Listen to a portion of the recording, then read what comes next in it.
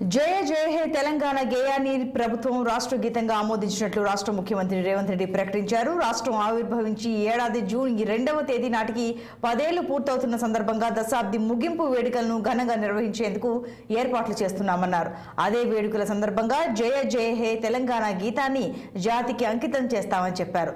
ఉద్యమ కాలంలో అందరినీ ఉర్రూతలూగించిన తెలంగాణ ఖ్యాతిని చాటిన ఈ గీతాన్ని భవిష్యత్తులో తరతరాలు పాడుకునేలా అందరి ఆమోదంతో రాష్ట్ర గీతంగా ఆమోదించినట్లు ముఖ్యమంత్రి తెలిపారు. ఇవాళ తెలంగాణ ఉద్యమకారులకు ఈ తెలంగాణ ఆవిర్భావ దిన ఉత్సవాలలో మొట్టమొదటిసారి ఒక భాగస్వామ్యం దొరుకుతున్నది. ఇదివరకెన్నడూ ఉద్యమకారులను పట్టించుకున్నది లేదు, ఉత్సవాలకు పిలిచింది లేదు. మొట్టమొదటిసారి అందరినీ కూడా పేర్లు రాసుకొని ఇవ్వమని అడిగినారు.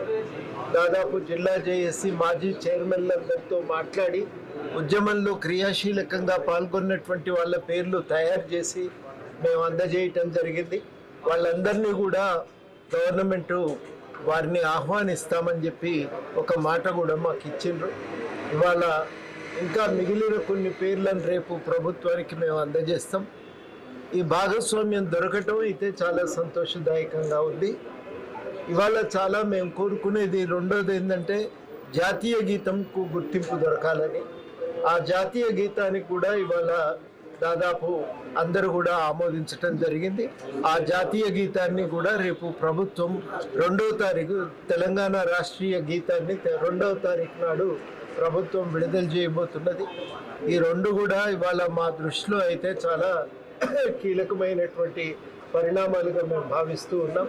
ఒక భాగస్వామ్యం దొరకటం, మేము కోరుకున్నటువంటి రాష్ట్రీయ గీతాన్ని ఇవాళ గుర్తించి రికార్డు చేసి దాన్ని విడుదల చేయటం, ఈ రెండు కూడా సంతోషాన్ని కలిగించేటువంటి పరిణామాలని చెప్పి మేము భావిస్తూ ఉన్నాం.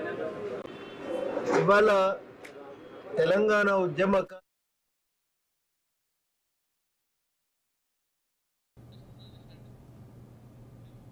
తెలంగాణ కవి రచయిత అందశ్రీ 20 ఏళ్ల కిందట రాసిన ఈ గీతాన్ని యథాతథంగా ఆమోదించినట్లు ప్రకటించారు.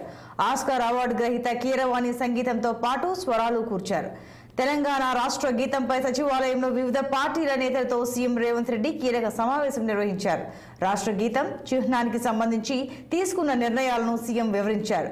ఇప్పటికే పలుమార్లు అందశ్రీ కీరవాణితో సమావేశమై ప్రత్యేకంగా చర్చించారు. ఈ సమావేశంలో తుది మెరుగులు దిద్దిన గీతాన్ని సీఎం ఖరారు చేశారు.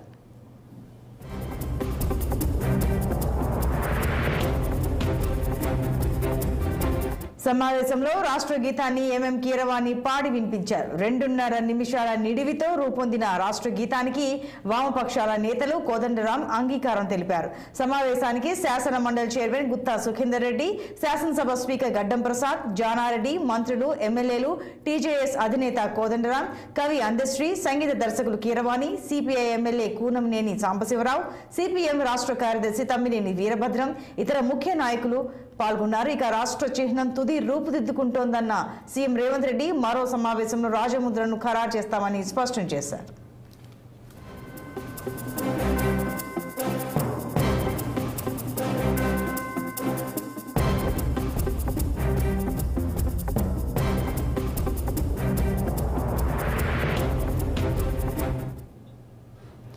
ప్రముఖ